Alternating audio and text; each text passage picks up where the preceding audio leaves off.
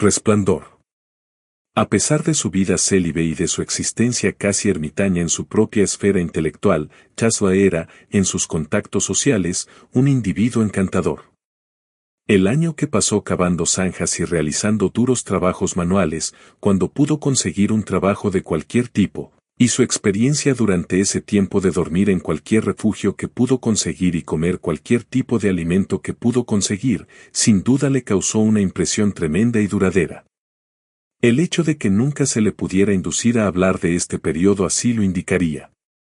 Sin embargo, probablemente lo ablandó de una manera beneficiosa, mediante un proceso de rutina. Pero había sido un grave insulto a su personalidad ser valorado solo por la fuerza bruta de sus músculos, y esto me irritó para siempre.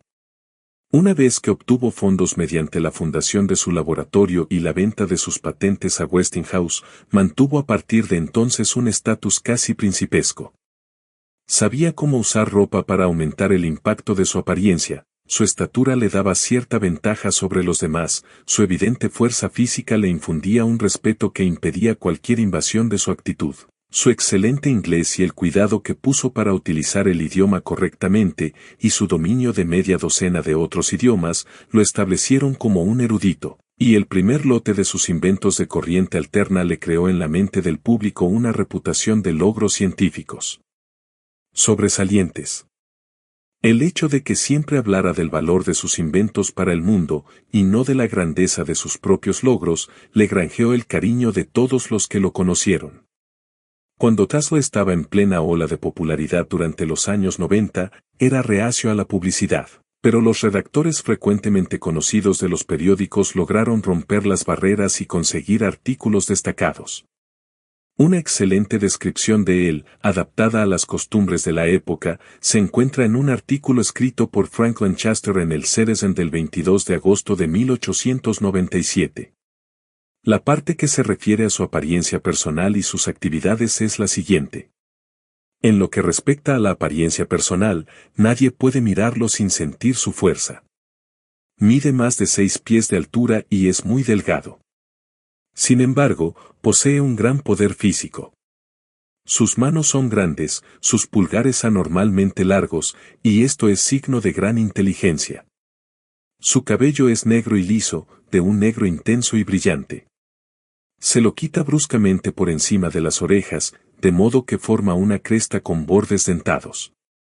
Sus pómulos son altos y prominentes, la marca de los eslavos, su piel es como el mármol que la edad ha dado por primera vez con el amarillo abrasador. Sus ojos son azules, profundamente hundidos y arden como bolas de fuego. Esos extraños destellos de luz que hace con sus instrumentos parecen también salir disparados de ellos. Su cabeza tiene forma de cuña. Su barbilla es casi una punta. Nunca un ser humano estuvo lleno de ideales más elevados. Nunca un hombre trabajó tan incesantemente, tan seriamente y tan desinteresadamente en beneficio de la raza. Tesla no es rico. No se preocupa por el dinero. Si hubiera elegido seguir los pasos de Edison podría ser, quizás, el hombre más rico del mundo, y Tesla tiene solo 40 años. Tesla es, ante todo, un hombre serio, sin duda el hombre más serio de Nueva York. Sin embargo, tiene un agudo sentido del humor y unos modales muy bellos. Es el más genuinamente modesto de los hombres. No conoce los celos. Nunca ha criticado los logros de otro, nunca ha negado el crédito. Cuando él habla, escuchas. No sabes lo que dice, pero te cautiva. Sientes la importancia sin entender el significado. Habla el inglés perfecto de un extranjero con estudios elevados, sin acento y con precisión. Habla 8 idiomas igualmente bien. La vida cotidiana de este hombre ha sido la misma, prácticamente, desde que está en Nueva York. Vive en el Herlach, un hotel familiar muy tranquilo, en la calle 27, entre Broadway y la Sexta Avenida. Parte hacia su laboratorio antes de las 9 de la mañana, todo el día vive en su extraño y misterioso mundo, esforzándose por capturar nuevo poder para obtener nuevos conocimientos. Ningún extraño lo ve jamás en su trabajo. Nadie sabe de sus asistentes. De vez en cuando presenta algunos experimentos en su laboratorio, y no hay ningún sacrificio que miles de personas no harían para poder asistir a ellos. Normalmente trabaja hasta las 6 en punto, pero puede quedarse hasta más tarde. La ausencia de luz natural no le preocupa. Czesław fabrica luz solar en su taller. A las 8 en punto entra en el Waldorf. Está vestido con trajes de noche impecables. En invierno nunca lleva chaqueta de noche, sino siempre abrigo con frac. Termina su cena exactamente a las 10 y sale de su hotel, ya sea para ir a sus habitaciones a estudiar o para regresar a su laboratorio para trabajar toda la noche. Arthur Brisbane, quien más tarde se convirtió en el famoso editor de Hearst, entrevistó a Czesław y publicó en The World el 22 de agosto de 1894 la historia más larga que había escrito sobre una persona famosa. Declaró a Tesla nuestro electricista más destacado. Incluso que Edison, e incluyó la siguiente descripción de él. Tiene los ojos muy atrás en la cabeza. Son más bien ligeros. Le pregunté cómo podía tener ojos tan claros y ser eslavo. Me dijo que alguna vez sus ojos fueron mucho más oscuros, pero que usar mucho su mente los había aclarado muchos tonos. A menudo he oído decir que utilizar el cerebro hace que los ojos tengan un color más claro. La confirmación de la teoría por parte de Czesław a través de su experiencia personal es importante. Es muy delgado, mide más de 6 pies de alto y pesa menos de 140 libras. Tiene manos muy grandes. Sus pulgares son notablemente grandes, incluso para manos tan grandes. Son extraordinariamente grandes. Esta es una buena señal. El pulgar es la parte intelectual de la mano. Los simios tienen pulgares muy pequeños. Estúdialos y lo notarás. Nikola Tesla tiene una cabeza que se extiende hacia arriba como un abanico. Su cabeza tiene forma de cuña. Su barbilla es tan puntiaguda como un picahielos. Su boca es demasiado pequeña. Su barbilla, aunque no débil, no es lo suficientemente fuerte. Su rostro no puede estudiarse ni juzgarse como los rostros de otros hombres, porque no es un trabajador en campos prácticos. Vive su vida en lo alto de su cabeza, donde nacen las ideas, y allí arriba tiene mucho espacio. Su cabello es negro azabache y rizado. Se agacha, como lo hacen la mayoría de los hombres cuando no tienen sangre de pavo real. Vive dentro de sí mismo. Se interesa profundamente por su propio trabajo. Tiene esa provisión de amor propio y confianza en sí mismo que suele acompañar al éxito. Y se diferencia de la mayoría de los hombres sobre los que se escribe y se habla en el hecho de que tiene algo que contar. Tesla tenía, sin duda, sentido del humor y disfrutaba haciendo una broma sutil. Antes del periodo en el que se convirtió en un comensal habitual del Waldorf Astoria, cenaba todas las noches en Delmónicos, entonces la posada más elegante de la ciudad y lugar de reunión de los 400. Czesław era la figura más famosa y espectacular entre los famosos clientes del famoso lugar, pero siempre cenaba solo. Nunca se le pudo inducir a unirse a otros grupos y nunca tuvo un invitado propio. Después de cenar siempre regresaba a trabajar a su laboratorio. Una noche, algunos de sus amigos, creyendo que estaba trabajando demasiado y que debía relajarse un poco, lo indujeron a jugar con ellos al billar. Supusieron que se había olvidado de aprender a jugar, por lo que, al llegar a la sala de billar, le explicaron cómo sostener el taco, golpear las bolas y otros elementos del juego. Tesla no había jugado al billar desde hacía 12 años. Pero durante su segundo año en Graz, cuando iba un año por delante en sus estudios y pasaba las tardes en los cafés, se había convertido en un experto billarista. Cuando los expertos de Delmónico le dieron instrucción preparatoria, hizo algunas preguntas tontas y cometió algunos errores intencionales. Enfrentándose a uno de los jugadores y sin dejar de hacer preguntas tontas, intentó la forma más difícil de realizar tiros para demostrar su condición puramente amateur y los realizó ante el asombro de los expertos. Varios de ellos se enfrentaron a él esa noche y él los derrotó a todos con puntajes muy desequilibrados. Declaró que el nuevo juego le brinda una maravillosa oportunidad de practicar teorías matemáticas muy abstractas. Y los expertos de Delmónicos difundieron historias sobre el maravilloso logro del científico Tesla al dominar el juego en una sola noche y derrotar a los mejores jugadores de la ciudad. La historia llegó a los periódicos. Tesla se negó a seguir jugando, declarando que corría el peligro de entusiasmarse tanto con el juego que interferiría con sus investigaciones. Sin embargo, este mismo hombre magnífico que adornó el Waldorf Astoria y Delmonico no era reacio a visitar el Bowery, que estaba a solo una cuadra de su laboratorio de Houston Street. Se dirigió a un emporio para saciar la sed en esa calle una tarde, poco después de que un habitante del Bowery, Steve Brody, alcanzara la fama saltando, o al menos afirmando haber saltado, desde el puente de Brooklyn. Mientras Tesla levantaba su vaso de whisky, le dijo al camarero, «Ya sabes lo que dijo Steve cuando estaba a punto de saltar del puente, abajo va», y dicho esto se bebió el licor de un trago. Un bebedor cercano, un poco peor para varios, malinterpretó el comentario de Tesla y tuvo la impresión de haber escuchado a Steve Brody contar el episodio final de su hazaña. Corrió hacia Tesla para invitarle a una bebida y se le unieron sus amigos. Tesla, riéndose, lo sacudió y salió corriendo del bar, mientras el bebedor equivocado lo perseguía gritando, «Deténlo, ese es Steve». En la calle, los peatones malinterpretaron el grito del bebedor de lengua gruesa y se unieron a él en la persecución, gritando, «¡Alto, ladrón!». Las largas piernas de Tesla le prestaron un valioso servicio y se adelantó a la multitud, corrió hacia un callejón, saltó una valla y subió una escalera de incendios en la parte trasera de su propio edificio, llegó a su laboratorio a través de una ventana y rápidamente se puso un delantal de herrero. Y empezó a martillar una barra de metal.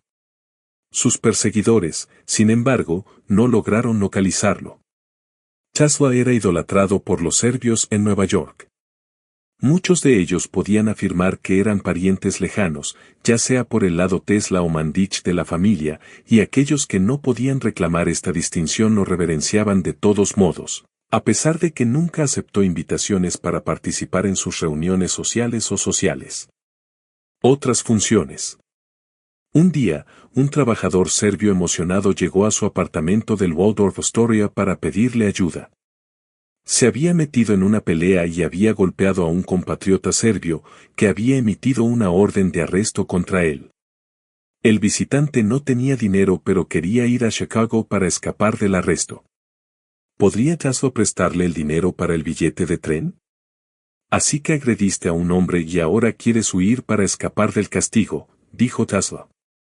Puedes huir de la ley pero no escaparás del castigo, lo conseguirás ahora mismo.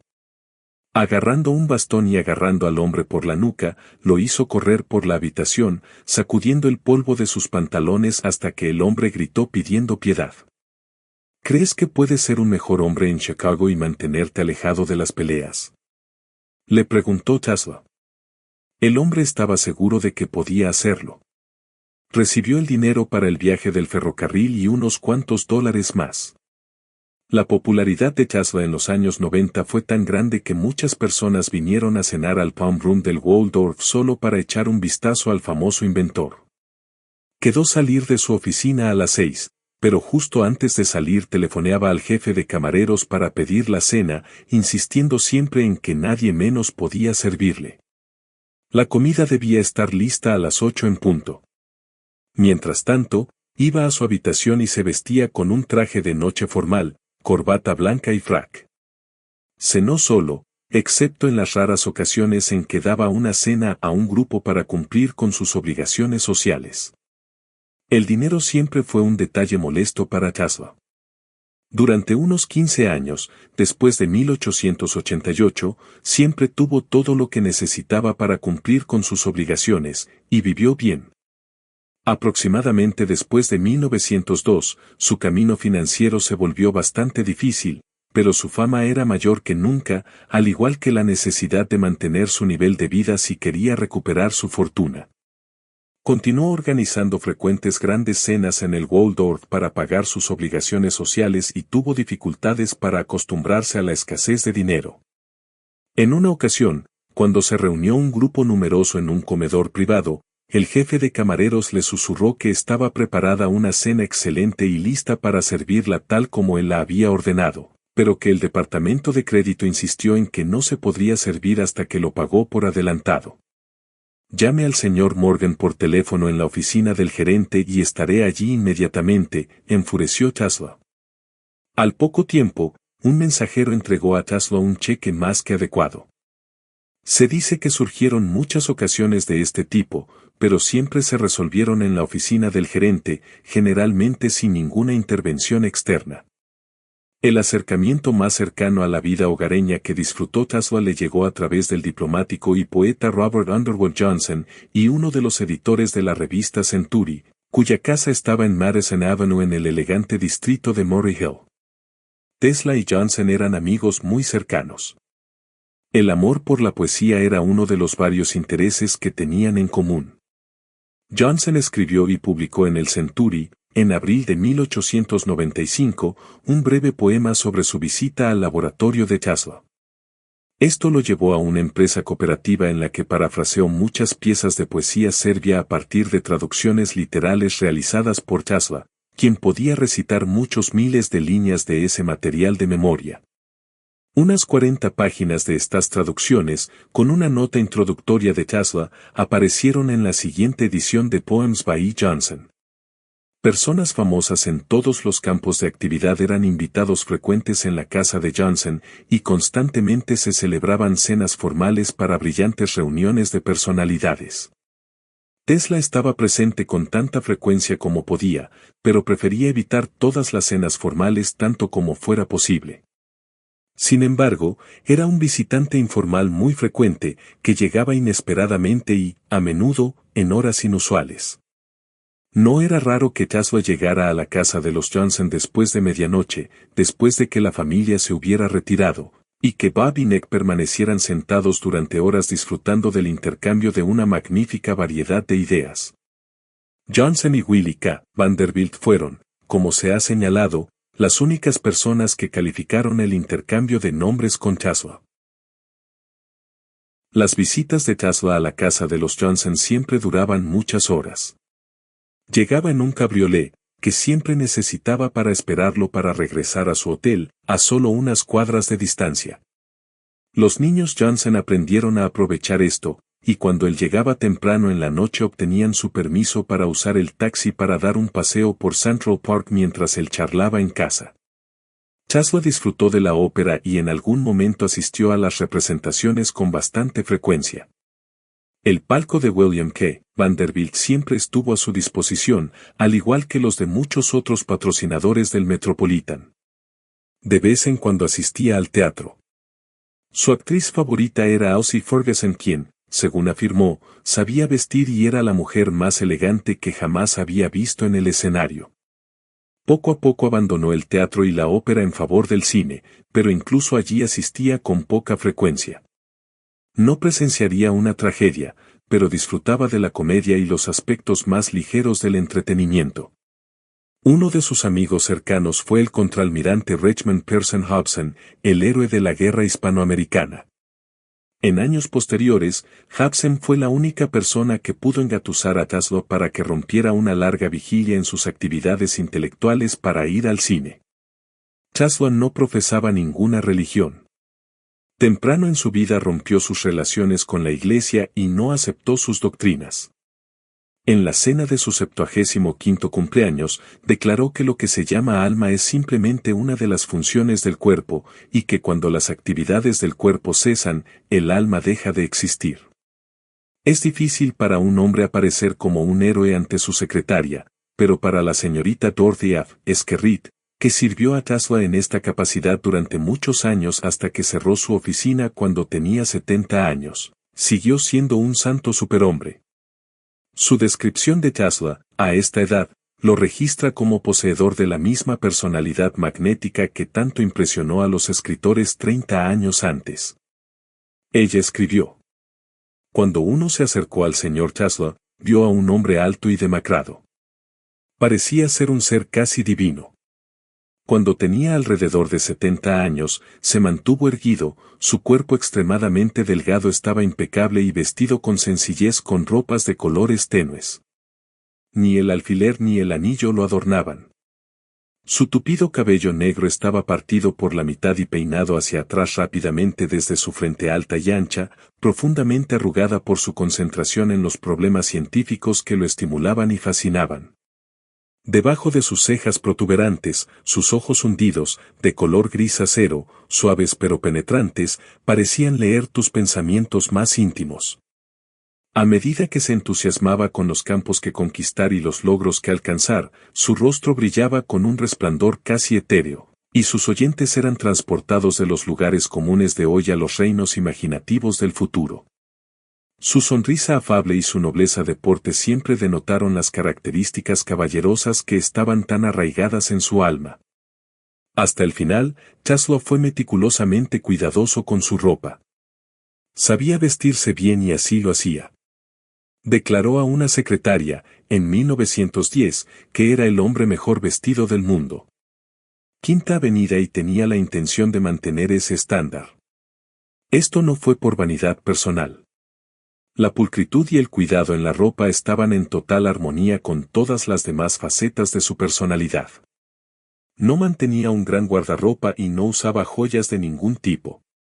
La buena ropa encajaba muy bien con su porte cortesano. Observó, sin embargo, que en materia de ropa el mundo toma a un hombre según su propia valoración, tal como se expresa en su apariencia, y con frecuencia le facilita el camino hacia su objetivo mediante pequeñas cortesías que no se extienden a individuos menos atractivos. Le gustaba el abrigo con cintura. Sin embargo, no importa lo que usara, tenía un aire de tranquila elegancia. El único tipo de sombrero que llevaba era el derby negro. Llevaba un bastón y llevaba, normalmente, guantes de ante grises. Chaslov pagó $2,50 por un par de guantes, los usó durante una semana y luego los descartó a pesar de que todavía parecían tan nuevos como cuando vinieron del fabricante. Estandarizó su estilo de corbatas y siempre usó el 4 en mano. El motivo del diseño era de menor importancia, pero los colores se limitaban a una combinación de rojo y negro. Compraba una corbata nueva cada semana y pagaba siempre $1. Las camisas de seda, totalmente blancas, eran las únicas que usaba Tesla. Como ocurre con otras prendas de su vestimenta, como el pijama, sus iniciales siempre estuvieron bordadas en el pecho izquierdo. Compró grandes cantidades de pañuelos porque nunca los enviaba a la lavandería. Después de su primer uso fueron desechados. Le gustaba la ropa de buena calidad y compró una marca de paquete estándar. Sus cuellos tampoco fueron nunca lavados. Nunca usó uno más de una vez. Chaslov siempre usaba zapatos con cordones altos, excepto en ocasiones formales. Necesitaba un zapato largo y estrecho e insistió en una horma que tuviera un efecto de punta cuadrada cuidadosamente usada. Sin duda, sus zapatos estaban hechos por encargo, ya que la parte superior llegaba hasta la mitad de la pantorrilla, un estilo que no se podía comprar en las zapaterías comerciales. Su estatura probablemente hacía deseable este soporte adicional en los tobillos. El uso único de artículos, como pañuelos y cuellos, se extendió a las servilletas. Chaslov tenía fobia a los gérmenes y actuaba como arena en la maquinaria social de su vida. Exigió que la mesa que usaba en el comedor de su hotel no fuera utilizada por otros. Se necesitaba un mantel limpio para cada comida. También exigió que se colocara una pila de 2 docenas de servilletas en el lado izquierdo de la mesa. A medida que le traían cada cubertería y cada plato y exigía que fueran esterilizados con calor antes de salir de la cocina, iba recogiendo cada uno, interponiendo una servilleta entre su mano y el utensilio, y usando otra servilleta para limpiar. Él. Luego podría dejar caer ambas servilletas al suelo. Incluso para una comida sencilla, solía consumir todo el suministro de servilletas. Las moscas eran su abominación favorita. Una mosca que se posó en su mesa fue motivo suficiente para retirar todo de la mesa y comenzar de nuevo la comida. Tesla tuvo la suerte de que el jefe de camareros del Waldorf Astoria, durante el periodo en que vivió allí, el señor Peterson fuera después jefe de camareros del Hotel Pennsylvania, donde más tarde vivió durante varios años. Circulaba una historia según la cual tanto en el Waldorf como en el Pennsylvania se contrataba a un chef especial para preparar las comidas de Tesla, pero el señor Peterson afirma que esta historia no era cierta. En sus primeros años, para la cena le gustaban mucho los filetes finos y gruesos, preferiblemente el filet mignon, y no era raro que comiera 2 o 3 de una vez. Más tarde su preferencia se centró en el cordero, y con frecuencia pedía un lomo asado. Si bien la silla era generalmente lo suficientemente grande como para servir a un grupo de varias personas, por regla general solo comía la parte central del lomo. Una corona de chuletas de cordero era otro de los platos favoritos. También le gustaba el pichón asado relleno de nueces. En cuanto a las aves, sin embargo, su elección fue el pato asado. Exigió que se asara bajo una capa de tallos de apio. Este método de preparar el pato fue idea suya. Muy a menudo lo convertía en el motivo central en torno al cual se diseñaba una cena cuando recibía a amigos, y en tales ocasiones iba a la cocina para supervisar su preparación. El pato así preparado estaba delicioso. Del pato solo comió la carne de ambos lados de la pechuga. Con el paso de las décadas, Chaslo se alejó de una dieta cárnica. Sustituyó el pescado, siempre hervido, y finalmente eliminó la carne por completo. Más tarde eliminó casi por completo el pescado y vivió con una dieta vegetariana. La leche era su principal recurso y, hacia el final de su vida, era el elemento principal de su dieta, servida caliente. De joven bebía mucho café y, aunque poco a poco se dio cuenta de que sufría influencias desfavorables, le resultaba difícil abandonar este hábito. Cuando finalmente tomó la decisión de no beber más, se adhirió a sus buenas intenciones pero se vio obligado a reconocer el hecho de que el deseo persistía. Combatió esto pidiendo con cada comida una taza de su café favorito y pidiéndole que le sirvieran una taza para poder captar el aroma. Fueron necesarios 10 años para que el aroma del café se transformara en una molestia, de modo que se sintiera seguro de no volver a servirlo. También consideraba perjudiciales el té y el cacao. En su juventud fue un gran fumador, principalmente puros. Una hermana que parecía gravemente enferma cuando él tenía poco más de 20 años dijo que intentaría mejorar si él dejaba de fumar. Lo hizo de inmediato. Su hermana se recuperó y nunca volvió a fumar. Tesla bebía whisky, por lo que lo consideraba una fuente de energía muy beneficiosa y un medio invaluable para prolongar la vida. Creía que era responsable de la longevidad de la que disfrutaron muchos de sus antepasados. Le permitiría, declaró a principios de siglo, vivir hasta los 150 años. Cuando la prohibición llegó junto con la Primera Guerra Mundial, la denunció como una intromisión intolerable en los derechos de los ciudadanos.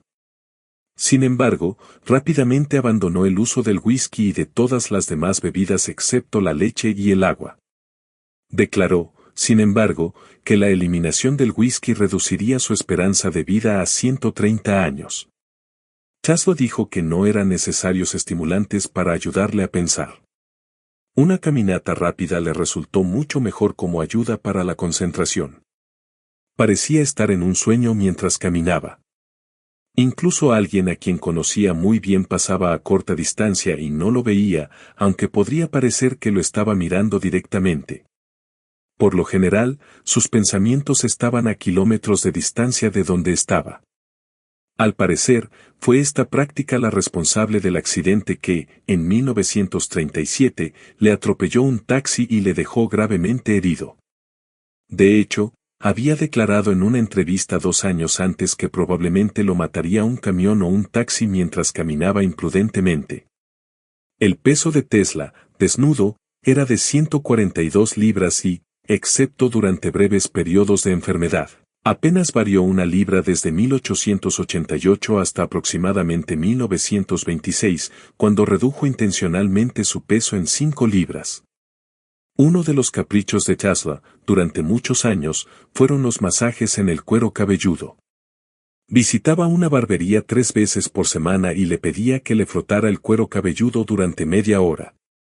Insistió en que el barbero colocara una toalla limpia sobre su silla, pero, curiosamente, no puso objeciones al uso de la taza y la brocha de afeitar comunes.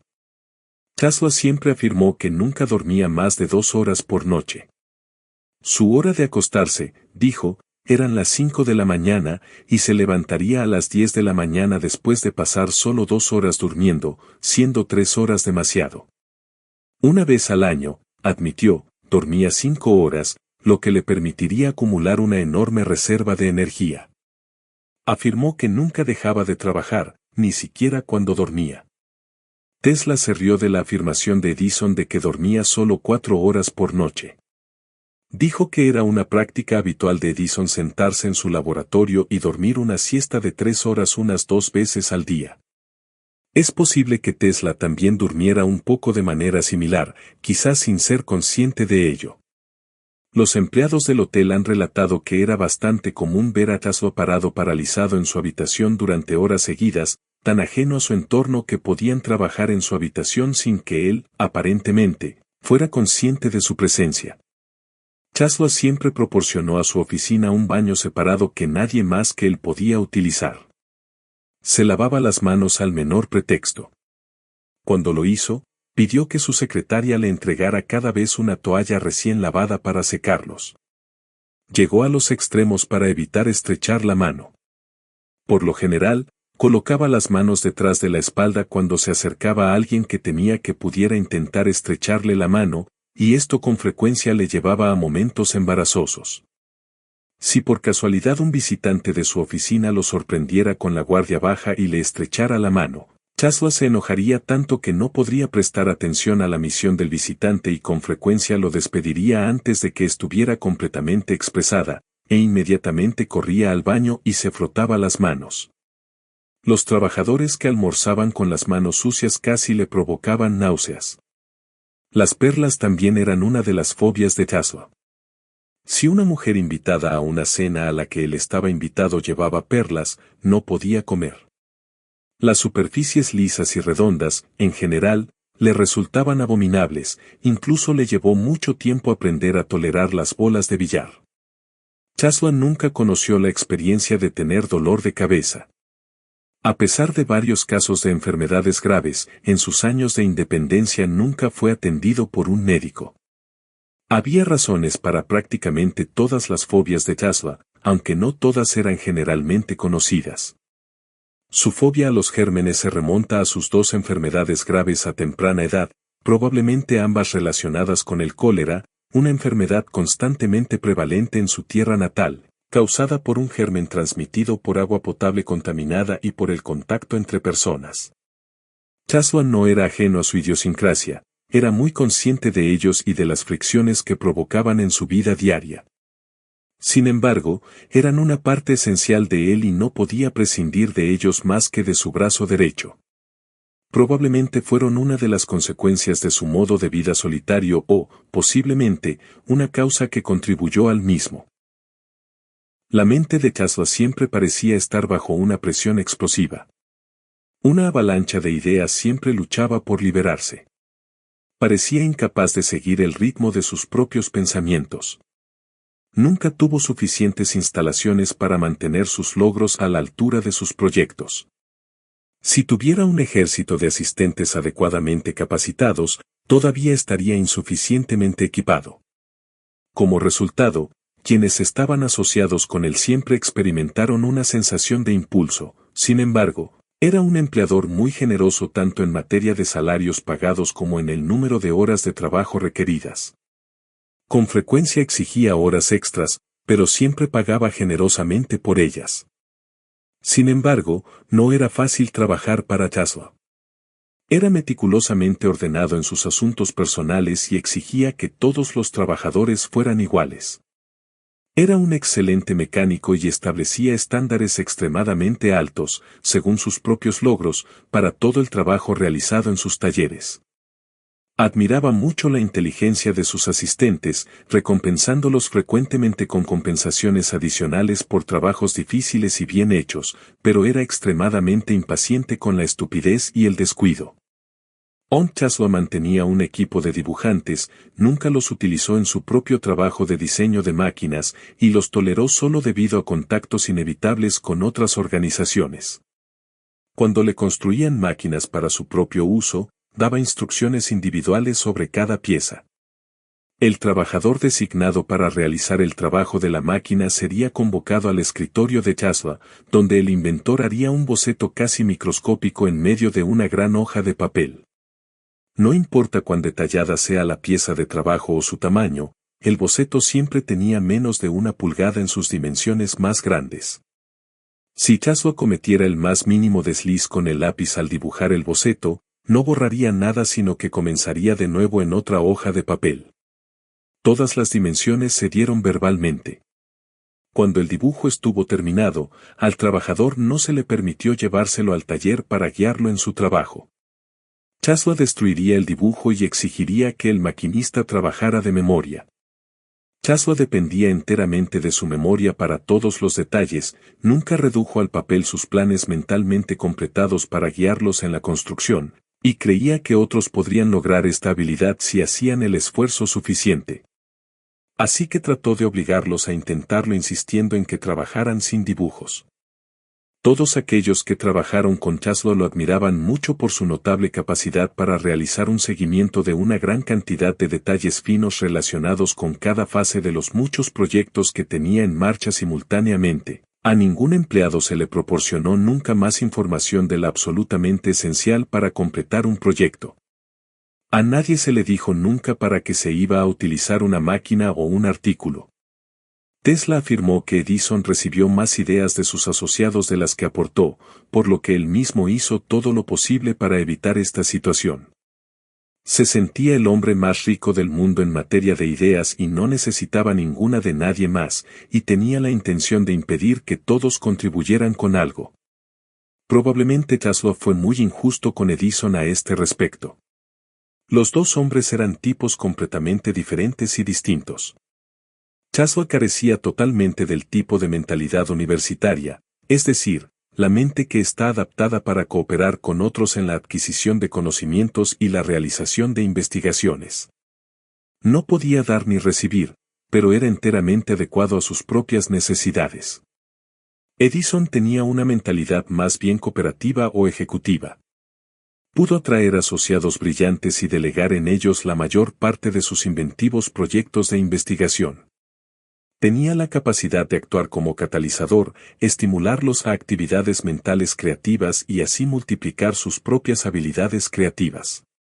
Si Tesla hubiera poseído esta habilidad, su historial de logros habría sido tremendamente magnificado. La incapacidad de trabajar con otros, la incapacidad de compartir sus planes, fue el mayor obstáculo que sufrió Tesla.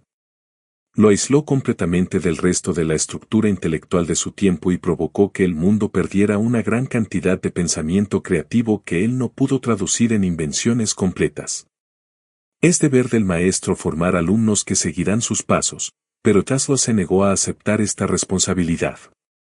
Si Tesla, en su periodo más activo, hubiera asociado con él a media docena de jóvenes científicos brillantes, estos habrían estado en condiciones de vincularlo con los mundos de la ingeniería y la ciencia en los que, a pesar de su eminencia y sus destacados logros, iba a llegar. En gran medida aislado debido a sus inusuales características personales. Su fama era tan segura que el éxito de sus asistentes no podía restarle valor, pero el maestro habría brillado más en los brillantes logros de sus alumnos. Bien podría haber atraído a algunos jóvenes prácticos que podrían haberlo ayudado asumiendo la carga de hacer aplicaciones prácticas de algunos de los inventos menores pero importantes de los cuales podría haber obtenido ganancias suficientes para pagar el costo de mantenimiento de sus laboratorios. Sin duda, muchos inventos importantes se han perdido para el mundo debido a las características intelectuales ermitañas de Tesla. Sin duda, inspiró indirectamente a muchos jóvenes a convertirse en inventores. Tesla respondió poderosamente a las idiosincrasias personales de las personas con las que trabajó. Cuando su reacción era desfavorable, no podía tolerar la presencia de la persona a la vista. Cuando llevaba a cabo su trabajo experimental en la planta de Allis-Chalmers en Milwaukee, por ejemplo, no aumentó su popularidad insistiendo en que ciertos trabajadores fueran eliminados del equipo que trabajaba en la turbina porque no le gustaba su apariencia. Dado que, como se señaló anteriormente, ya había molestado a los ingenieros de esa planta al pasar por alto al presidente y la junta directiva, el trabajo de la turbina se llevó a cabo en algo menos que una atmósfera de cooperación. Chaslo tampoco fue nada práctico en todo momento en el manejo de asuntos monetarios. Cuando trabajaba en el proyecto de turbinas de Union Sulphur Company, se puso a su disposición un barco, gratuito, durante el día, pero si trabajaba después de las 6 de la tarde le costaría $20 la hora. No apareció en el barco hasta las 6. Además, cada noche tenía que repartir $10 para la cena de la tripulación. En el transcurso de un año, estos costos ascendieron a unos $12,000, lo que debió reducir considerablemente el anticipo que recibió. Estos no fueron sus únicos gastos adicionales.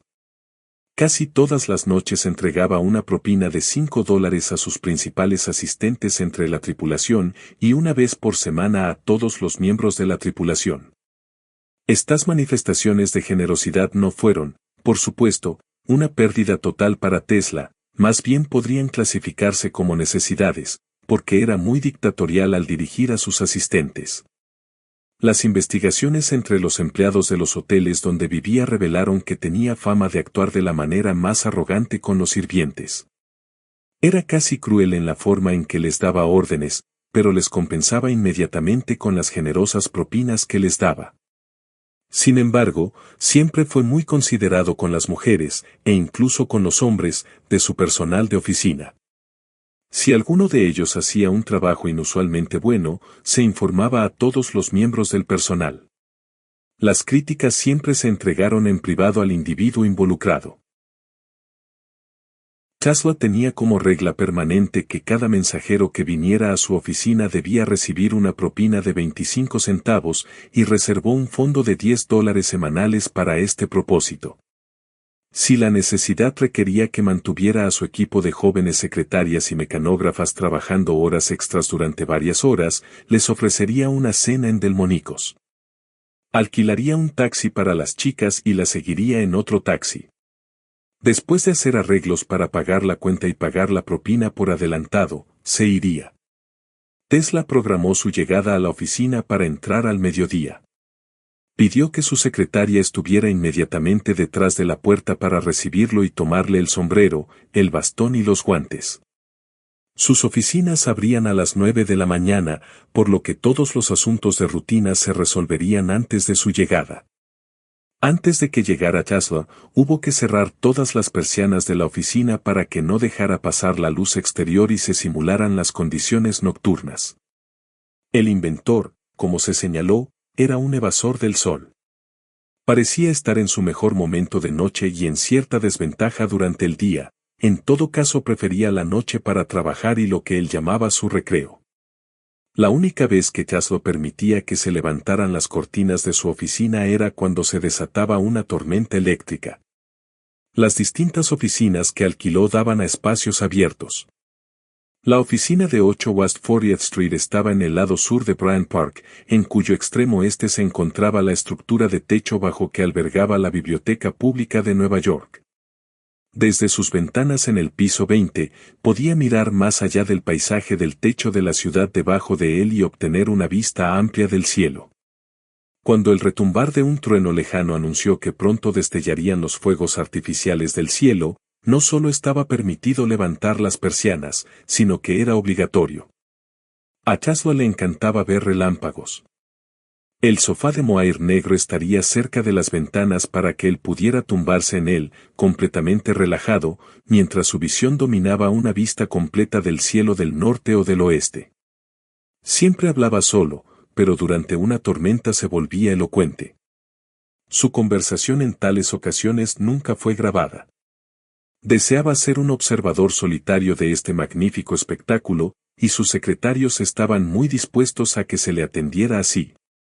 Mediante mediciones con los dedos y contando segundos pudo calcular la distancia, la longitud y el voltaje de cada destello. Qué emocionado debe haber estado Tesla ante estas tremendas chispas, muchas veces más largas que las que había podido producir en su laboratorio de Colorado Springs. Había imitado con éxito los fuegos artificiales eléctricos de la naturaleza, pero aún no había superado su actuación.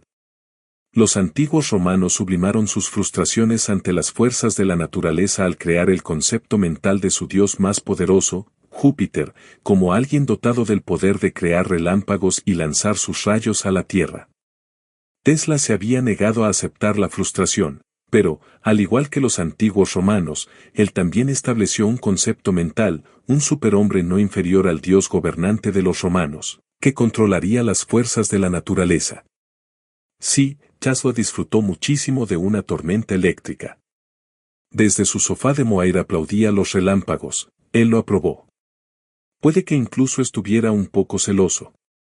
Tesla nunca se casó, ninguna mujer, a excepción de su madre y sus hermanas, compartió jamás la más mínima fracción de su vida. Idolizaba a su madre y admiraba a sus hermanas por sus logros intelectuales. Una de sus hermanas, Marika, exhibió una habilidad inusual como matemática y tenía mayor habilidad que la suya para memorizar largos pasajes de libros. Atribuía a su madre la mayor parte de sus habilidades como inventora y continuamente elogiaba su capacidad para idear aparatos útiles para el hogar, lamentando a menudo no haber nacido en un entorno en el que hubiera podido manifestarse a un mundo más amplio sus muchos talentos creativos. No ignoraba los valores que una mujer podía aportar a la vida de un hombre, porque siempre tenía ante sí las enormes contribuciones que su madre hizo al bienestar y la felicidad de su padre. Sin embargo, en cambio, vivió una vida modelo, una que había planeado en su temprana juventud, una vida diseñada según líneas de ingeniería, con todo el tiempo y las energías disponibles para ser dirigidas a la invención y ninguna para ser disipada en proyectos emocionales. Desde el punto de vista romántico, Tesla de joven no carecía de atractivo. Era demasiado alto y delgado para hacerse pasar por el Adonis físico, pero sus otras cualidades compensaban con creces este posible defecto. Era de rostro atractivo, tenía una personalidad magnética, pero era tranquilo, casi tímido, era de voz suave, bien educado y vestía bien a pesar de no disponer de fondos suficientes para mantener un guardarropa. Sin embargo, evitaba los encuentros románticos o cualquier situación que pudiera conducir a ellos con la misma asiduidad con la que otros jóvenes los buscaban. No permitía que sus pensamientos vagaran por canales románticos y, una vez controlados con éxito, el control de la acción se convirtió en un problema de magnitud evanescente. No desarrolló antagonismo hacia las mujeres, en cambio, resolvió el problema idealizándolos. Un ejemplo típico de cómo evitó el romance lo proporciona un incidente que ocurrió en París cuando regresó a esa ciudad para dar una conferencia sobre su sistema de corriente alterna después de haberse hecho mundialmente famoso. Sus maravillosos descubrimientos fueron el principal tema de conversación del día y fue el centro de atención de todas las miradas donde quiera que fuera. La situación era totalmente agradable para Tesla. Menos de 10 años antes, los ejecutivos de la Continental Edison Company, en esa ciudad, no solo habían rechazado el sistema de corriente alterna que él les había ofrecido, sino que le habían estafado sus justas ganancias. Ahora regresaba a esa ciudad después de recibir reconocimiento y riqueza en Estados Unidos y fama en todo el mundo. Estaba en París como un héroe retornado y el mundo estaba a sus pies. Mientras estaba sentado en un café al aire libre con un joven amigo, en medio de una multitud parlanchina y vestida a la moda, una joven elegante, magníficamente vestida, con una corona de cabello rojo elegantemente peinada, a quien reconoció instantáneamente como Sarah Bernhardt, la famosa actriz francesa. La divina Sarah se acercó a su mesa y cuando a unos metros de distancia dejó caer muy auspiciosamente un diminuto pañuelo de encaje. Tesla se puso de pie en un instante. Recuperó el pañuelo y, con el sombrero en la otra mano, inclinándose hasta la cintura, entregó el trozo de encaje a la bella trágica, diciendo, «Señorita, su pañuelo». Sin siquiera mirar hacia arriba su rostro amablemente sonriente, regresó a su silla y reanudó su conversación sobre sus experimentos en un sistema mundial inalámbrico de transmisión de energía. Cuando un periodista le preguntó una vez a Taslo por qué no se había casado, su respuesta, tal como figura en la entrevista publicada, fue: he planeado dedicar toda mi vida a mi trabajo y por ello se me niega el amor y compañía de una buena mujer, y más también. Creo que un escritor o un músico debería casarse. Obtienen inspiración que los lleva a logros más elevados. Pero un inventor tiene una naturaleza tan intensa, con tantas cualidades salvajes y apasionadas, que, al entregarse a una mujer, lo dejaría todo, y así lo quitaría todo del campo elegido. Es una lástima también, a veces nos sentimos tan solos. En mi época de estudiante supe lo que era pasar 48 horas seguidas en una mesa de juego, experimentando una emoción intensa, esa que la mayoría de la gente cree que es la más fuerte que se puede conocer, pero es mansa e insípida comparada con aquella. Momento sublime en el que ves fructificar el trabajo de semanas en un experimento exitoso que prueba tus teorías. Muchas veces Nikola Tesla ha conocido esa felicidad suprema, dijo el entrevistador, y es probable que la vuelva a conocer a menudo. Es imposible que la obra de su vida pueda terminarse a los 40 años. Parecería que sus poderes apenas están alcanzando su madurez. Tesla no desapreciaba las actividades de las muchas mujeres que mostraban un sincero interés en su bienestar y que intentaban hacer la vida tolerable y placentera para un científico obviamente no demasiado bien adaptado, proyectado en un mundo social del que habría salido. Estado demasiado dispuesto a escapar. Habló elogiosamente de la primera señora Clarence McKay, de Soltera Due, de la señora Jordan L. Matty, de la belleza de Lady Rebelsdale, la ex señora John Jacob Astor. Admiraba el enérgico idealismo de la señorita Anne Morgan, pero la situación nunca fue iluminada por un solo matiz de romance. Quedó impresionado por la alta, elegante y encantadora señorita Marguerite Marrington, una talentosa pianista y escritora de temas musicales, que era una invitada frecuente a cenar en la casa de los Johnson. ¿Por qué no usas diamantes y joyas como otras mujeres? Tesla le preguntó una noche de manera poco diplomática a la señorita Merrington. Para mí no es una cuestión de elección, respondió, pero si tuviera suficiente dinero para cargarme de diamantes, podría pensar en mejores formas de gastarlo. ¿Qué harías con el dinero si lo tuvieras?, continuó el inventor. Preferiría comprar una casa en el campo, excepto que no me gustaría viajar a los suburbios, respondió la señorita Merrington. Ah. Señorita Merrington, cuando empiece a recibir mis millones resolveré ese problema. Compraré un bloque cuadrado aquí en Nueva York y te construiré una villa en el centro y plantaré árboles a su alrededor. Entonces tendrás tu casa de campo y no tendrás que salir de la ciudad. Zaslow fue muy generoso en la distribución de los millones que siempre le quedaban por conseguir. A ninguno de sus amigos le habría faltado jamás lo que deseaba si él hubiera tenido fondos suficientes para satisfacer sus deseos. Sin embargo, sus promesas siempre debían cumplirse, cuando empiece a recibir mis millones. Como era de esperar, Zaslow tenía ideas muy definidas sobre cómo debían vestirse las mujeres. También tenía ideas claras sobre la figura femenina. No le gustaban los tipos grandes y fortudos y detestaba por completo a las mujeres gordas. Los tipos súper tapizados, vestidos llamativamente y llenos de joyas, que perdían el tiempo en los vestíbulos de los hoteles, eran su abominación favorita. Le gustaban las mujeres esbeltas, gráciles y ágiles. Una de sus secretarias, bien proporcionada y rubia elegante, un día fue a la oficina con un vestido de última moda. Era un vestido de verano confeccionado con un bonito estampado. El estilo predominante requería una cintura extremadamente baja, muy por debajo de las caderas, varios centímetros por debajo de su ubicación natural. Esto dio como resultado una falda relativamente corta y desde el cuello hasta las caderas el vestido era casi un cilindro simple. El estilo era muy nuevo y disfrutaba de una intensa pero breve ola de popularidad. La secretaria era una excelente costurera y ella misma había confeccionado el vestido, logro del que estaba justamente orgullosa. Zaslow llamó a la secretaria.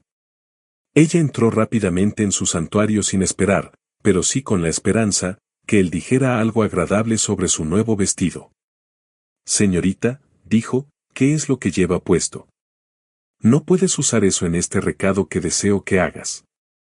Quería que le llevaras una nota a un banquero muy importante del centro de la ciudad, ¿y qué pensaría si alguien de mi oficina se acercara a él con un vestido tan monstruoso, como puede ser tan esclavo de la moda? Lo que digan los diseñadores de moda es el estilo que compras y usas. Señorita, usted tiene buen sentido y buen gusto, entonces ¿por qué dejó que la vendedora de la tienda le obligara a ponerse un vestido como este?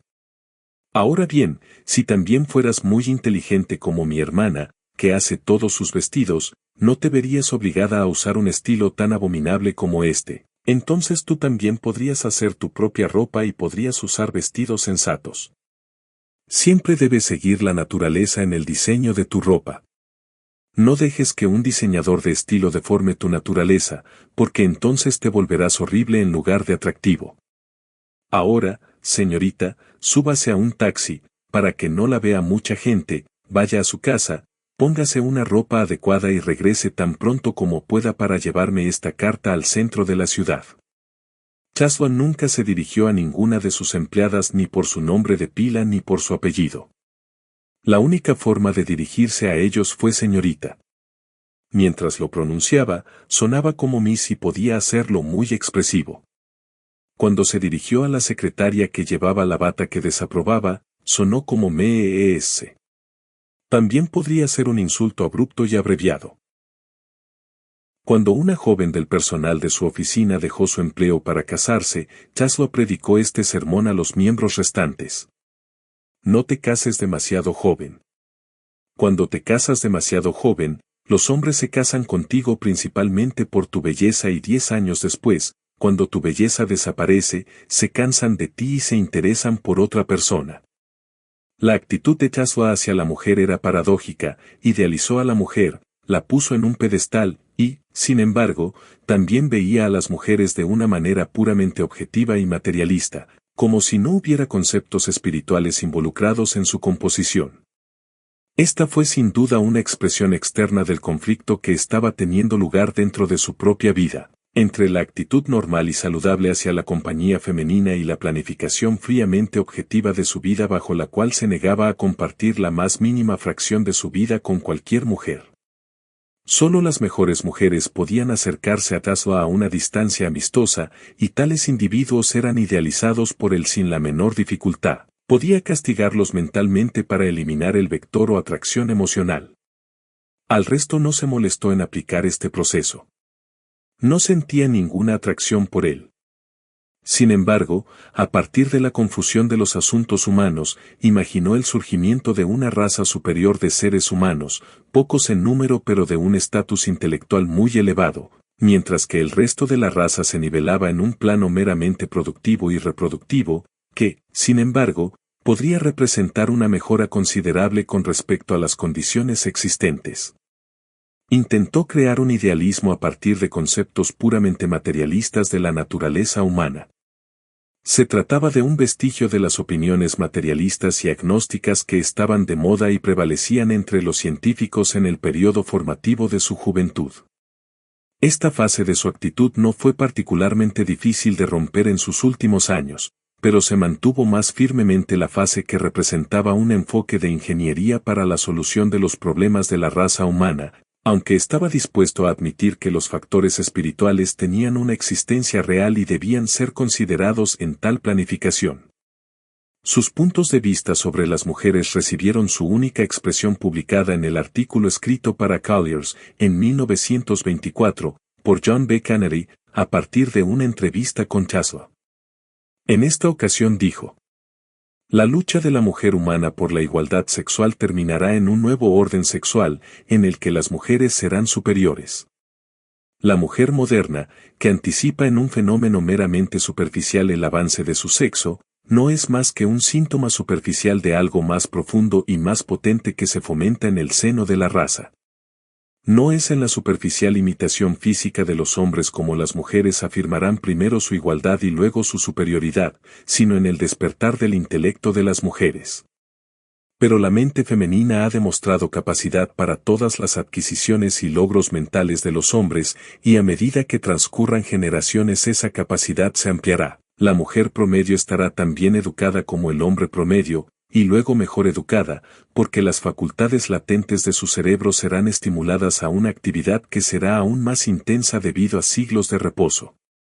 Las mujeres ignorarán los precedentes y sorprenderán a la civilización con su progreso. La adquisición de nuevos campos de actividad por parte de las mujeres, su usurpación gradual del liderazgo, embotarán y finalmente disiparán las sensibilidades femeninas, ahogarán el instinto maternal de modo que el matrimonio y la maternidad se vuelvan aborrecibles y la civilización humana se acerque cada vez más a la civilización perfecta del mundo. Abeja. El significado de esto reside en el principio que domina la economía de la abeja, el sistema más altamente organizado e inteligentemente coordinado de cualquier forma de vida animal no racional, la supremacía omnigobernante del instinto de inmortalidad que hace de la maternidad una divinidad. El centro de toda la vida de las abejas es la reina. Ella domina la colmena, no por derecho hereditario, ya que cualquier huevo puede convertirse en una reina reinante, sino porque ella es el útero de la raza de los insectos. Hay vastos ejércitos desexualizados de trabajadores cuyo único objetivo y negocio en la vida es el trabajo duro.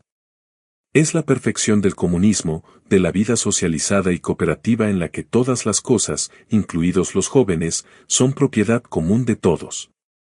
Luego están las abejas vírgenes, las abejas princesas, las hembras que se seleccionan de los huevos de la reina cuando nacen y se conservan en caso de que una reina infructuosa decepcione a la colmena. Y están las abejas macho, pocas en número, de hábitos inmundos, toleradas solo porque son necesarias para aparearse con la reina. La reina regresa a la colmena, fecunda, llevando consigo decenas de miles de huevos, una futura ciudad de abejas, y luego comienza el ciclo de reproducción, la concentración de la abundante vida de la colmena en un trabajo incesante por el nacimiento de las nuevas. Generación. La imaginación flaquea ante la perspectiva de una analogía humana con esta misteriosa y magníficamente dedicada civilización de las abejas. Pero cuando consideramos cómo el instinto humano de perpetuación de la raza domina la vida en todas sus manifestaciones normales, exageradas y perversas, hay una justicia irónica en la posibilidad de que este instinto, con el avance intelectual de las mujeres, pueda finalmente expresarse a la manera de las mujeres. Abeja, aunque se necesitarán siglos para derribar los hábitos y costumbres de los pueblos que obstaculizan el camino hacia una civilización tan simple y científicamente ordenada.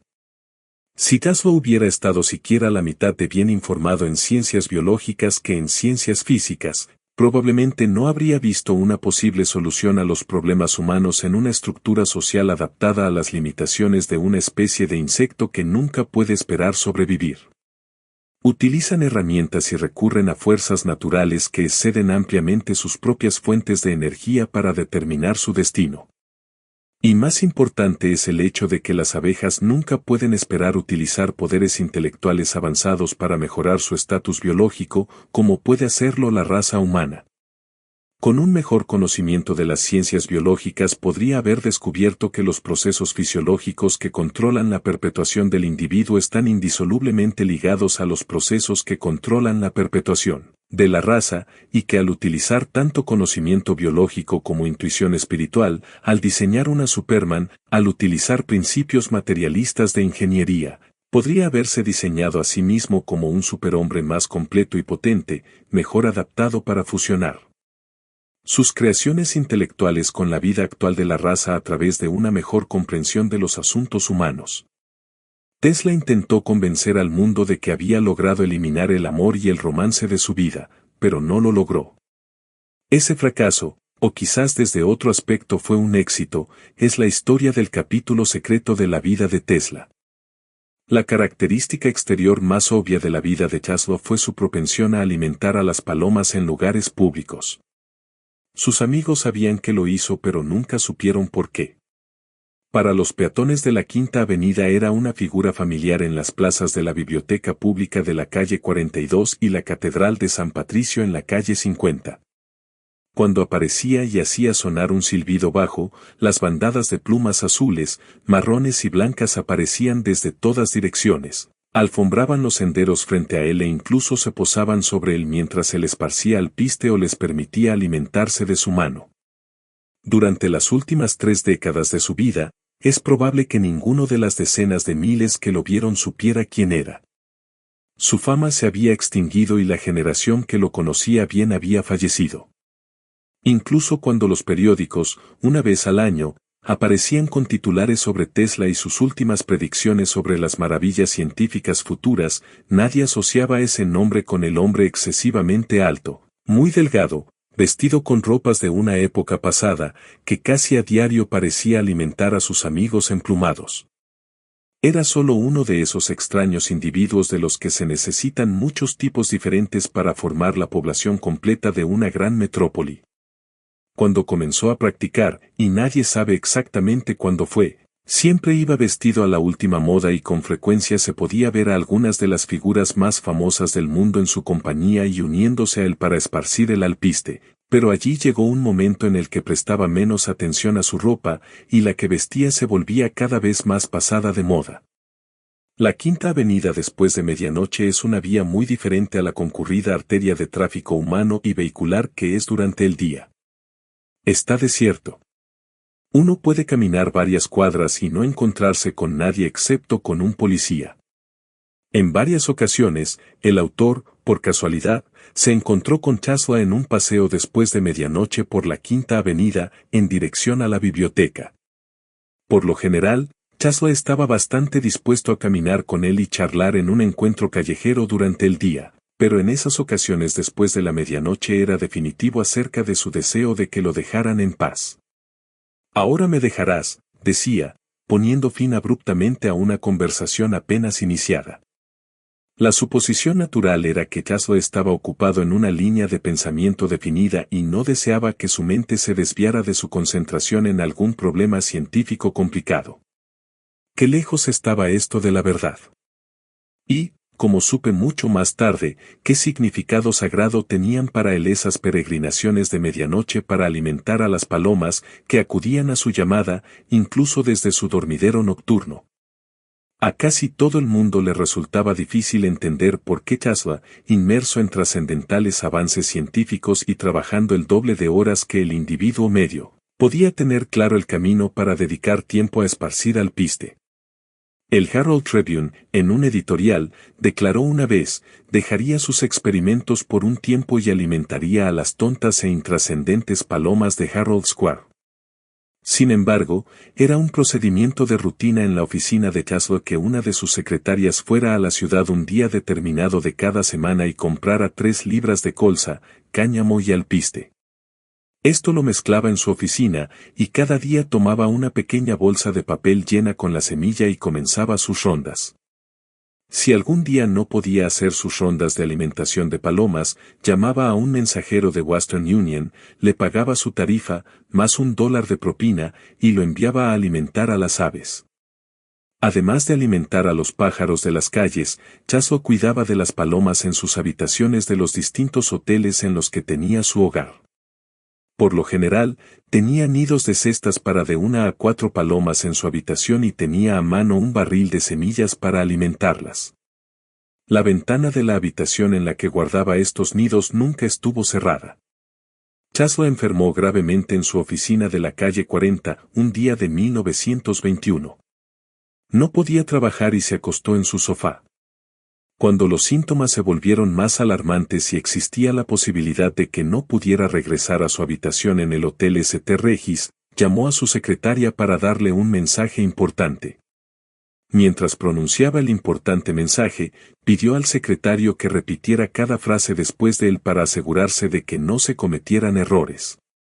Esta repetición requerida era un procedimiento habitual en él, pero en este caso estaba tan enfermo, prácticamente postrado, que apenas parecía tener energía suficiente para pronunciar el mensaje una sola vez. Señorita, susurró, llame al Hotel St. Regis. Sí señor, respondió ella, llame al Hotel St. Regis. Lleva al ama de llaves al piso 14. Lleva al ama de llaves al piso 14. Dígale que vaya a la habitación del señor Chasua. Dígale que vaya a la habitación del señor Chasua. Y alimentar a la paloma hoy. Y alimentar a la paloma hoy. La hembra blanca con toques de gris claro en sus alas.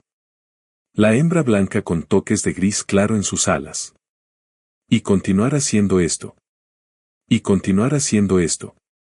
Hasta que reciba más órdenes mías. Hasta que reciba más órdenes mías. Hay mucho alimento en la habitación del señor Chasua. Hay mucho alimento en la habitación del señor Chasua. Señorita, suplicó, esto es muy importante, ¿podría repetirme el mensaje completo para estar seguro de que está correcto? Llame al Hotel St. Regis, lleva al ama de llaves al 14º piso. Dile que vaya a la habitación del señor Chasua y alimente hoy a la paloma, la hembra blanca con toques de gris claro en sus alas, y continúa haciendo esto hasta que reciba más órdenes de mi parte. Hay mucho alimento en la habitación del señor Chasua. Ah, sí, dijo Chasua, con los ojos brillantes mientras hablaba, el blanco con toques de gris claro en sus alas. Y si no estoy aquí mañana, repetirás ese mensaje en ese momento y todos los días hasta que recibas mis nuevas órdenes. Hágalo ahora, señorita, es muy importante. Las órdenes de Chasua siempre se cumplían al pie de la letra y esta en particular, ya que le había puesto un énfasis tan inusual. Su secretario y los miembros de su equipo consideraron que su enfermedad debía ser más grave de lo que parecía, ya que en un momento en que tenía muchos problemas muy graves entre manos y parecía estar al borde de un asedio de enfermedad, las situaciones más apremiantes quedaron completamente olvidadas y su único pensamiento fue en una paloma. Debe estar delirando, eso pensaron. Unos meses más tarde, Chasua no se presentó un día en su oficina, y cuando su secretaria llamó por teléfono a su hotel, el inventor le informó que se encontraba bien, pero que su paloma estaba enferma y no se atrevía a salir de la habitación por miedo a que ella lo matara. Lo necesito. Permaneció varios días en su habitación.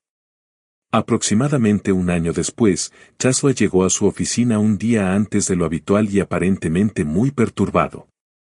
Llevaba un pequeño bulto de manera tierna en su brazo doblado. Llamó por teléfono a Julius Chiro, un maquinista del que dependía con frecuencia para realizar tareas inusuales, y le pidió que fuera a la oficina. Cito vivía en los suburbios. Le dijo brevemente que el paquete contenía una paloma que había muerto en su habitación del hotel y que deseaba que la enterraran adecuadamente en la propiedad de Cito, donde se pudiera cuidar la tumba. Cito, al relatar el incidente años después, dijo que, al salir de la oficina, estuvo tentado de tirar el paquete en el primer cubo de basura que encontró, pero algo le hizo desistir y se lo llevó a su casa. Antes de que pudiera realizar el entierro, Chasua llamó por teléfono a su casa y le pidió que devolviera el paquete a la mañana siguiente. No se sabe cómo Chasua se deshizo de él. En 1924, la situación financiera de Tesla cayó a un nivel muy bajo. Estaba completamente arruinado. No pudo pagar el alquiler y hubo algunas sentencias en su contra por otras facturas impagas. Un ayudante del sheriff se presentó en su oficina una tarde para confiscar todo lo que había en la oficina para cumplir una sentencia. Tesla logró convencer al sheriff para que retrasara la incautación. Cuando el funcionario se hubo marchado, hizo balance de su situación. Llevaba 2 semanas sin pagar el sueldo de sus secretarias y ahora les debía otra fracción de semana más. Estaba completamente sin fondos en el banco. Una búsqueda en su caja fuerte reveló que el único objeto de valor negociable era la medalla Edison de oro pesado que le presentó el Instituto Americano de Ingenieros Eléctricos en 1917. Señorita, dijo dirigiéndose a las secretarias. Esta medalla contiene oro por valor de unos $100. Lo haré cortar por la mitad y les daré a cada uno la mitad, o uno de ustedes puede tomarlo todo y luego le pagaré el otro. Las 2 jóvenes, la señorita Dorothy F. Skerrit y la señorita Muriel Arbus, se negaron a permitirle dañar o desprenderse de la medalla y, en cambio, se ofrecieron a ayudarlo con las escasas cantidades de dinero en efectivo que tenían en sus bolsos, oferta que él rechazó. Con gracias. Unas semanas más tarde, las niñas recibieron sus salarios atrasados, a razón de $35 por semana y 2 semanas adicionales de salario. Una búsqueda en el cajón del dinero reveló poco más de $5, todo el dinero que poseía. Ah. Señorita, dijo, eso será suficiente para comprar el alpiste. Se me acabaron las semillas, así que irás a la ciudad por la mañana, comprarás algunas y las entregarás en mi hotel. Llamando de nuevo a su ayudante de confianza, Cito, a quien se vio obligado a dejar sin cobrar $1.000, le planteó el problema de abandonar la oficina inmediatamente. En pocas horas todo el contenido de las oficinas fue almacenado en un edificio de oficinas cercano.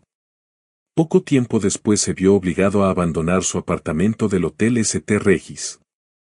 Su factura llevaba algún tiempo impaga, pero la causa inmediata estaba asociada con las palomas. Había pasado más tiempo en su habitación de hotel, que también se convirtió en su oficina, y dedicaba más tiempo a alimentar a las palomas.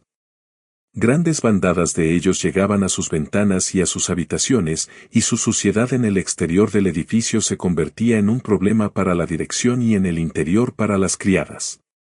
Trató de resolver el problema poniendo los pájaros en una cesta y haciendo que George Short los llevara a su casa en Westchester. 3 semanas después, cuando First obtuvo su libertad, regresaron y uno hizo el viaje en media hora. A Chaslow se le dio la opción de dejar de alimentar a las palomas o abandonar el hotel. Salió. Luego estableció su hogar en el Hotel Pennsylvania. Permaneció allí algunos años y se desarrolló la misma situación, tanto en cuanto a billetes como a palomas. Se mudó al Hotel Gobernador Clinton y aproximadamente un año después pasó por la misma experiencia. Luego se trasladó al Hotel New Yorker, en 1933, donde pasó los últimos 10 años de su vida. Una noche del otoño de 1937, pasada la medianoche, Chaslow partió del Hotel New Yorker para realizar su peregrinación habitual a la catedral y la biblioteca para alimentar a las palomas. Al cruzar una calle a un par de cuadras del hotel ocurrió un accidente, se desconoce cómo. A pesar de su agilidad, no pudo evitar el contacto con un taxi en movimiento y cayó pesadamente al suelo. No cuestionó quién era el culpable, rechazó asistencia médica y simplemente pidió que lo llevaran a su hotel en otro taxi. Al llegar al hotel, se fue a la cama y apenas se había metido bajo las sábanas cuando llamó por teléfono a su mensajero favorito, Kerrigan, desde una oficina cercana de Western Union. Le entregó el paquete de alpiste y le indicó que completara la tarea que había iniciado y el accidente interrumpió. Al día siguiente, cuando era evidente que no podría realizar sus habituales paseos diarios durante algún tiempo, contrató al mensajero durante 6 meses para que alimentara a las palomas todos los días. La espalda de Chaslow resultó gravemente torcida en el accidente y se rompieron 3 costillas, pero nunca se sabrá el alcance total de sus heridas porque, siguiendo su costumbre de casi toda la vida, se negó a consultar a un médico. Desarrolló neumonía, pero por eso también rechazó la asistencia médica. Estuvo postrado en cama durante algunos meses y no pudo continuar con su práctica de alimentar a las palomas desde su ventana, y pronto dejaron de venir. En la primavera de 1938 pudo levantarse. Inmediatamente reanudó sus paseos para alimentar a las palomas en una escala mucho más limitada, pero con frecuencia tenía un mensajero para él. Esta devoción a su tarea de alimentar a las palomas les parecía a todos los que lo conocían nada más que el pasatiempo de un científico excéntrico, pero si hubieran podido mirar dentro del corazón de Tesla, o leer su mente, habrían descubierto que estaban siendo testigos de la transformación del mundo. La historia de amor más fantástica, aunque tierna y patética. Chaslow, como superhombre hecho a sí mismo, sufrió las limitaciones de su creador.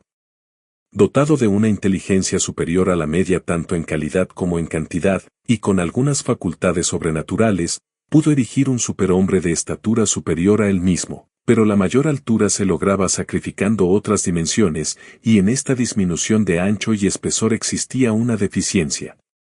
Cuando era joven y su mente se encontraba en su etapa más plástica y formativa, adoptó, como hemos visto, la entonces prevaleciente visión agnóstica y materialista de la vida.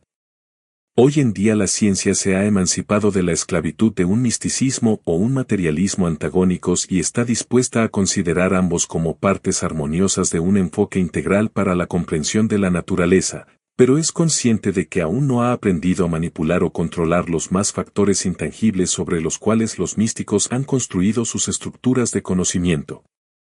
Vastos ámbitos de la experiencia humana han sido rechazados en todas las épocas por los científicos, del nombre que sea, que no lograron ordenarlos lógicamente en sus filosofías naturales inadecuadas y demasiado simplificadas. Al rechazar los fenómenos que estaban más allá de sus capacidades intelectuales, los científicos y filósofos no los eliminaron ni impidieron sus manifestaciones. Los fenómenos así rechazados, sin embargo, recibieron un hogar académico por parte de los eclesiastas, quienes los aceptaron sin comprensión ni esperanza de comprensión, y así los encarcelaron en el fundamento de los misterios religiosos donde servían para un propósito útil, porque sobre una base desconocida es posible construir una incógnita mayor. Las experiencias místicas de los santos, de cualquier fe, son demostraciones de fuerzas que son funciones naturales del fenómeno de la vida, expresadas en diversos grados a medida que el individuo se desarrolla hacia un estado avanzado de evolución. Chasua era un individuo en un estado avanzado de desarrollo, y le sobrevinieron experiencias que se negó a aceptar como experimentos, aceptando los beneficios que le llegaron pero que los transportaron. Esto fue cierto, por ejemplo, en el caso de la explosión de revelación que le llegó revelando decenas de inventos tremendamente valiosos mientras paseaba por el parque de Budapest y que diferían solo en grado y tipo, pero no en su naturaleza fundamental. De la luz cegadora que recibió Saulo en el camino a Damasco y de otros a quienes les ha llegado la iluminación mediante procesos similares. Sus conceptos materialistas lo hicieron intelectualmente ciego al extraño fenómeno por el cual la revelación o iluminación le había llegado, pero lo hicieron apreciar más profundamente el valor de lo que le era revelado. No debe entenderse que esta revelación fue un fenómeno fortuito del momento, ya que Tesla, dotado por la naturaleza de un intelecto capaz de un vasto desarrollo, había realizado esfuerzos casi sobrehumanos para lograr lo que le fue revelado, y el esfuerzo no estaba sin asociación con el resultado. En dirección contraria, Chasua suprimió un ámbito tremendamente grande o importante de su vida mediante la eliminación planificada del amor y el romance de sus pensamientos y experiencias. Así como sus esfuerzos por descubrir los secretos físicos de la naturaleza desarrollaron fuerzas que penetraron hasta el plano de la revelación, su igualmente tremendo esfuerzo por suprimir el amor y el romance desarrolló fuerzas, más allá de su control, que operaban para expresarse. Hubo una situación paralela en su filosofía de los fenómenos naturales, en la que suprimió todos los aspectos espirituales de la naturaleza y se limitó a los aspectos puramente materialistas. Dos fuerzas, una de amor y romance en su naturaleza personal, y la otra de los aspectos espirituales de la naturaleza en su filosofía, tal como se aplica a su trabajo, estaban encarceladas en un limbo de su personalidad, buscando una salida al paraíso de la expresión y la manifestación. Y obtuvieron esa salida, expresando su naturaleza por la forma de la manifestación, pero Chasua no logró reconocerlos. Tesla, rechazando el amor de la mujer y pensando que había diseñado una completa eliminación del problema del amor, no logró extirpar de su naturaleza la capacidad de amar, y cuando esta capacidad se expresó, lo hizo dirigiendo sus energías a través de un canal. Dejó desprevenido en la planificación del superhombre hecho a sí mismo. La manifestación de estas fuerzas unidas de amor y espiritualidad resultó en una situación fantástica, probablemente sin paralelo en los anales humanos. Tesla me contó la historia, pero si no tuviera un testigo que me asegurara que escuchó exactamente lo que yo escuché, me habría convencido de que no había tenido nada más tangible que una experiencia onírica. Fue la historia de amor de la vida de Chasua. En la historia de su extraño romance, vi instantáneamente el motivo de esos incansables viajes diarios para alimentar a las palomas y de esas peregrinaciones a medianoche cuando deseaba estar solo. Recordé aquellas ocasiones en que me lo encontré en la desierta Quinta Avenida y, cuando le hablé, me respondió, «Ahora me dejarás». Contó su historia de forma sencilla, breve y sin adornos, pero todavía había una oleada de emoción en su voz. He estado alimentando palomas, miles de ellas, durante años, miles de ellos, porque ¿quién puede decirlo? Pero había una paloma, un pájaro hermoso, de un blanco puro con puntas de color gris claro en las alas, ese era diferente. Era una mujer. Reconocería esa paloma en cualquier lugar. No importaba dónde estuviera, esa paloma me encontraría. Cuando la deseaba solo tenía que desearla y llamarla y ella vendría volando hacia mí. Ella me entendió y yo la entendí. Me encantaba esa paloma. Sí, respondió a una pregunta no formulada. Sí, amaba esa paloma, la amaba como un hombre ama a una mujer, y ella me amaba. Cuando estuvo enferma yo lo supe y lo entendí, ella vino a mi habitación y me quedé a su lado durante días. La cuidé hasta que recuperó la salud. Esa paloma fue la alegría de mi vida. Si ella me necesitaba, nada más importaba. Mientras la tuviera, había un propósito en mi vida. Entonces, una noche, mientras estaba acostado en mi cama en la oscuridad, resolviendo problemas, como de costumbre, ella entró volando por la ventana abierta y se paró en mi escritorio. Sabía que ella me quería, ella quería decirme algo importante así que me levanté y fui hacia ella. Cuando la miré supe que quería decírmelo, se estaba muriendo. Y entonces, cuando recibí su mensaje, salió una luz de sus ojos, poderosos rayos de luz.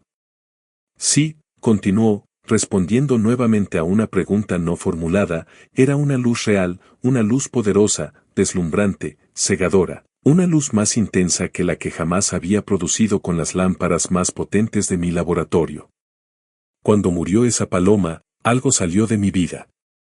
Hasta ese momento sabía con certeza que completaría mi trabajo, sin importar cuán ambicioso fuera mi programa, pero cuando ese algo desapareció de mi vida supe que el trabajo de mi vida estaba terminado. Sí, he dado de comer a las palomas durante años, continúo alimentándolos, a miles de ellos, porque después de todo, ¿quién puede decir? No había nada más que decir. Nos despedimos en silencio. La charla tuvo lugar en una esquina del entrepiso del Hotel New Yorker. Me acompañó William L. Lawrence, escritor científico del New York Times. Caminamos varias cuadras por la Séptima Avenida antes de hablar. Ya no había ningún misterio en las romerías de medianoche cuando llamaba a las palomas desde sus nichos en la tracería gótica de la catedral, o desde bajo los aleros del templo griego que alberga la biblioteca, persiguiendo, entre las miles de ellas. ¿Por qué después de todo, quién puede decirlo? Está fuera de fenómenos como el que experimentó Tesla cuando la paloma salió volando de la oscuridad de medianoche hacia la oscuridad de su habitación y la inundó con una luz cegadora, y la revelación que le llegó del sol deslumbrante en el parque de Budapest, que se construyen los misterios de la religión. Pero él no los comprendió, porque, si no hubiera suprimido la rica herencia mística de sus antepasados que habría traído la iluminación, habría comprendido el simbolismo de la paloma.